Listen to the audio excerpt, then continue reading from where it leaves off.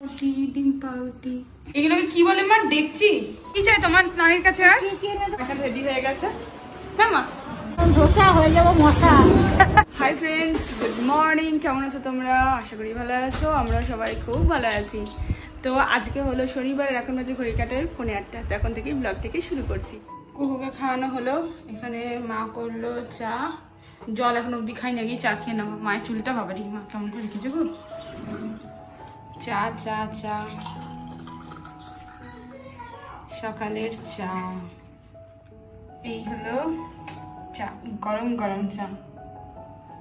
রোদের সামনে না বাবা, বাচ্চাদের চা খেতে নেই। এই রোদে বসে বসে একটু চা খাওয়া, অনেকদিন পর মায়ের সাথে। হ্যাঁ মা, এরকম চুপ হয়ে যাচ্ছ কেন তুমি ক্যামেরার সামনে হলেই? চা কুকুর জন্য দেখো মা আবার বাজার থেকে কি এনে দিল, টিফিন বক্স আবার এনে দিল, পেন্সিল বক্স এনে দিল, তারপরে আবার এই দেখো দুটো ক্লিপ এনে দিল। আম্মা এগুলো কি দরকার ছিল? এর খুলো না, এক মিনিট দেখাই। এই দেখো এই জিনিসগুলো এনে দিল আবার। এখন স্কুলে তুমি নিয়ে যাবে? সুন্দর হয়েছে। মা করছে এখন ডিম পাউরুটি, পছন্দের পছন্দের। এখানে এটা কার? এটা আমার? আচ্ছা ঠিক আছে। আচ্ছা খাচ্ছি খাচ্ছি খাচ্ছি। এদিক করছে ডিম পাউরুটি, ডিম পাউরুটি। বাবা আমার মাছ একদম মেশিনের মতো রান্না করছে।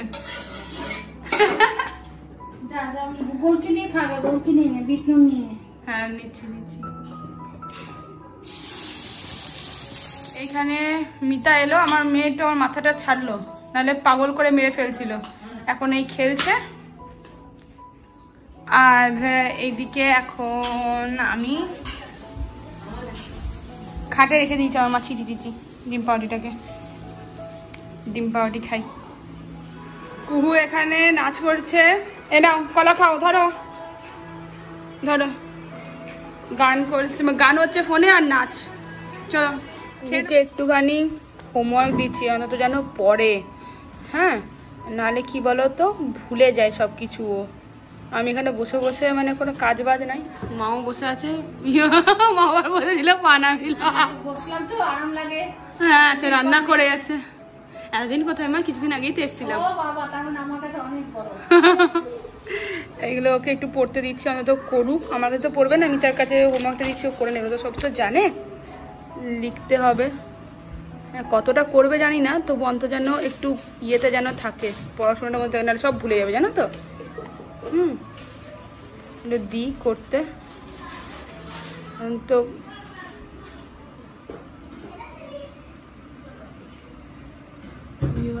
ফ্রুট নেই, এগুলো করুকো। মা বানাচ্ছে এখানে গোবিন্দভোগ চালের ভাত। কি করো মা? চিকেন। আর এদিকে মা হয়েছিল নিরামিষ খাবে, আর শনিবার দাদিকে সব মানে নিরামিষ ভুজে গেছে, তাই খেতে হবে। এখানে মোটামুটি ওকে দিলাম লিখতে, লিখে না ফটাফট করে। ভালো করে হ্যান্ড রাইটিংটা করো, সুন্দর করে হ্যান্ড রাইটিংটা। FEE ফি করো সুন্দর করে। চালটাকে ঝরঝর করে দিয়েছি, কিন্তু মা মনে হচ্ছে একটু আঠা আঠা লাগছে, জানো তো। কিছু করার নেই, মানে তোমাকে বললাম তাড়াতাড়ি নামিয়ে তো ধুতে হয় ভালো করে। আর এইদিকে মাংসের এখন জোগাড় চলছে, পেঁয়াজ টেঁয়াজ কাটা হচ্ছে, আলু কাটা হচ্ছে। মাংসে আলু না দিলে মা বলছে মাংস নাকি ভালো হবে না, ওই জন্য আলু, এতগুলো আলু মা। আচ্ছা এখানে কাটাকাটি হচ্ছে। এখানে মানে বসে থাকা ছাড়া মানে আর কিছু কাজ নেই। মা রান্না করছে সমানে। আর একটু পরে চান করতে যাব। কি করব, বসে আজ সবে 11টার সময়ই পেরোচ্ছে না আমার এখানে। আর ওখানে ধর করে শুধু সময় কেটে যায়। একদিনের জন্যই আসা। এখন মাংস চাপাচ্ছি, মাংস চেপে গেছে এখানে এখন মাংস। এগুলোকে কি বলে মা? দেখছি দেখছি তো চেপে গেছে মাংস, দেখে যাচ্ছে, এখনো শেষ করতে পারেনি। আর বেবি এস হবে। হ্যাঁ করো তাড়াতাড়ি করে, কমপ্লিট করো। তাও পেজগুলোকে কি করে দিল। আমি এখানে শুয়েছিলাম, এই যে খাটে দেখতে পাচ্ছ বালিশ ফালিশ নিয়ে শুয়ে আছি, সিস্টারের সাথে বসে গল্প করছিলাম। মা আমাকে রান্নাঘর থেকে আওয়াজ দিচ্ছে, মোনা তুই ব্লগ করবি না? মা ফোন এসছে তোমার, দেখো ব্লগ করবি না? আমি কি রান্না করলাম দেখাবি না? রান্নাটা হলো? হ্যাঁ হ্যাঁ আসছি। এখানে দেখো চিকেন কষা, বাবা হাতা সত্যি সব একসাথে। এই দেখো এখানে হলো চিকেন কষা, একটুখানি ঝোলটা মারতে হবে তাই না। আর এখানে হচ্ছে পোলাও, পোলাও রেডি, একটু চালটা একটু মাখা মাখা হয়ে গেছে, একটু জুড়ে হতো, কিন্তু আর কি মায়ের হাতে ভালোই হবে। পোলাও আর চিকেন, এই হলো আজকের মেনু। এখানে আমাদের চিপটি করে মা আবার ছোট্ট হাঁড়ি করে ভাত বসিয়েছে, খেয়ে কাছে অনেক করছে।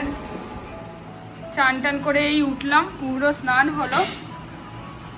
আর মায়ের দিকে দেখো কাছাকাছি করছে। আমি বললাম বাসি কাজগুলো করার দরকার নেই, মা ওখানে কাটছে এখন। মাকে বললাম যে মা কাচার দরকার নেই, দাও আমার দুটো, একটা নাইটি, কুকুর একটা জামা আছে, ওই দুটো মানে কোনো ব্যাপারই নয় কাঁচা আমার ক্ষেত্রে। কিন্তু কথাটা হচ্ছে মা বলছে একদিনের জন্য এলি আবার কাচবি, দেখো বসে বসে এখন কাটছে। এখন এই বেলাতে কতক্ষণে শুকাবে ওগুলো। বেলা মোটামুটি করে এসছে, বৃষ্টিটা যদিও বা এখন অবধি হয়নি। মিতা গেছিল, মিতা মানে এসছে দেখি। কুকু এখানে আঁকছে বসে বসে ওর মনের মতন করে। আর মিতা এলি, ও গেছিল একটু খাবার আনতে। দেখতেই পাচ্ছ 2টো বাজছে এখানে। আর কুকুরকে খাওয়ালাম, আমি এখানে খেতে বসছি পোলাও আর মাংস। পছন্দের মতন পিস দিয়ে দিয়েছে মা, জানে আমি কি খাই না খাই। এই যে খাবার।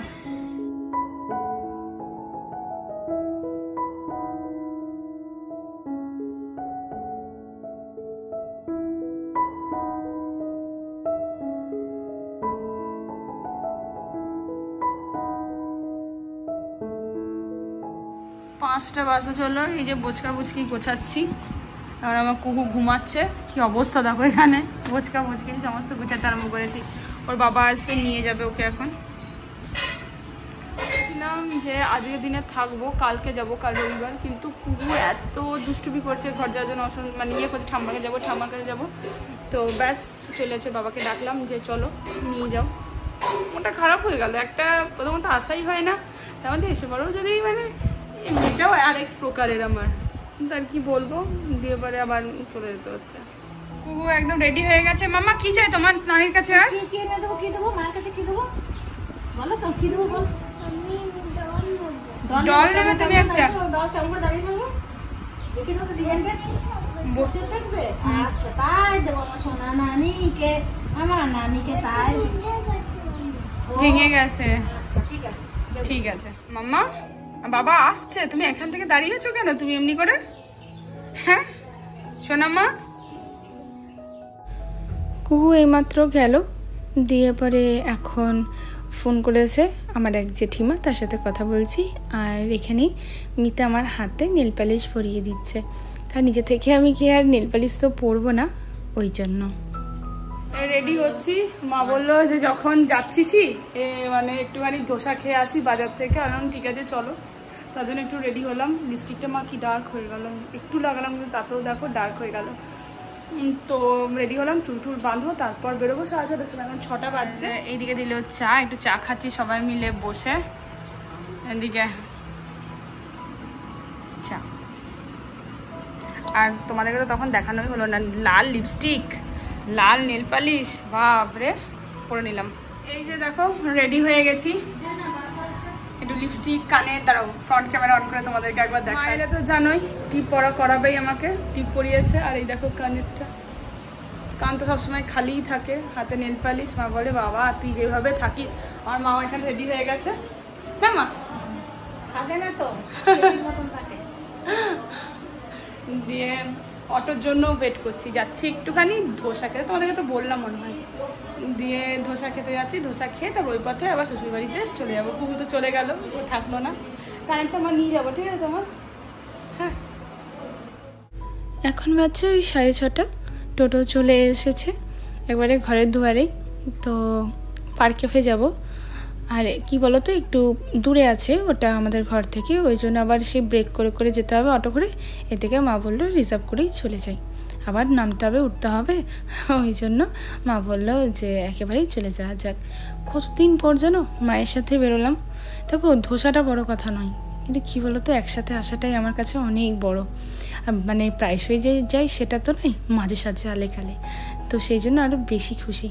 এই মানে ক্যাফেটাতে কতবার যে মা আর আমি বিয়ের আগে আসতাম, খুব ফেভারিট একটা জায়গা পার্ক ক্যাফে। এখানে মানে সাউথ ইন্ডিয়ান ফুড পাওয়া যায়, পুরোপুরি মানে ভেজ আইটেম পাওয়া যায়। তো আমরা ধোসা নিলাম মা আমি, আর এদিকে মানে মিতা নিল ভেজ মোমো। আর ওকে বললাম ধোসা খাও, ও বলছে না আমি মোমো খাবো, কিন্তু ভেজ তো, ভেজ আমার না খুব একটা পছন্দের না।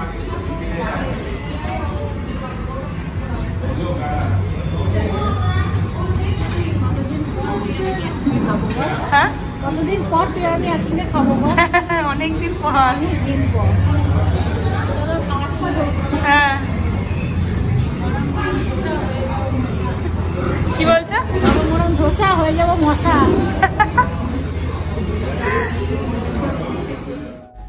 ধোসা যে কী হারে আমি পছন্দ করি, আমার মাও খুব পছন্দ করে। কলেজ থেকে তো প্রায়শই ধোসা খেতেই চলে আসতাম। আমার এক বান্ধবীর মা বলতো তোরা ধোসা খেতে গিয়ে ধসে পড়ে যাস না, এত ধোসা খেতাম জানো, মানে কারণে অকারণে শুধু ধোসা মানে পার্টি চলতো আমাদের। তো খেতে কিন্তু ভীষণ ভালো লাগছিলো। পার্ক ক্যাফের কিন্তু ধোসা কিন্তু খুবই ফেমাস, যারা আসানসোলে থাকো তারা জানো। তারপরে ধোসা টোসা খেয়ে ওই 8টা বাজছে বেরিয়ে পড়লাম। আসার পথে বললাম না আমার মেয়ে তো অর্ডার দিয়েছিল তার নানিকে যে ডল নিয়ে আসতে, কোনো বারবি ডল। তো একটা নতুন দোকান খুলেছে, তো ওখান থেকে একটা বারবি ডলের সেট নিয়ে নিলাম। আর বেশি কিছু ভ্যারাইটিস ছিল না, আর এইগুলো কুকুর কাছে হাজারোখানা আছে জানো তো, কিন্তু ওই আর কি যা ছিল সেটাই নিয়ে গেছি। না নিয়ে গেলে তো আমার মাথার চুলগুলো ছিঁড়ে ফেলে দেবে। যা মেয়ে একখানা, বাপরে। তো দেখো ও কিন্তু পেয়ে ভীষণ খুশি, আর আনার সঙ্গে সঙ্গেই কি করলো সেটা একবার শুধু দেখো, কিভাবে ছিঁড়ছে, এত সুন্দর প্যাকিং করা, দেখো একবার। আমার বর এনেছে আমার জন্য কি, এটা কালকে আসার কথা ছিল আমার, আজকে চলে এসেছি। দেখি তোর মেয়ে চলে এসেছে, তুমি আসোনি।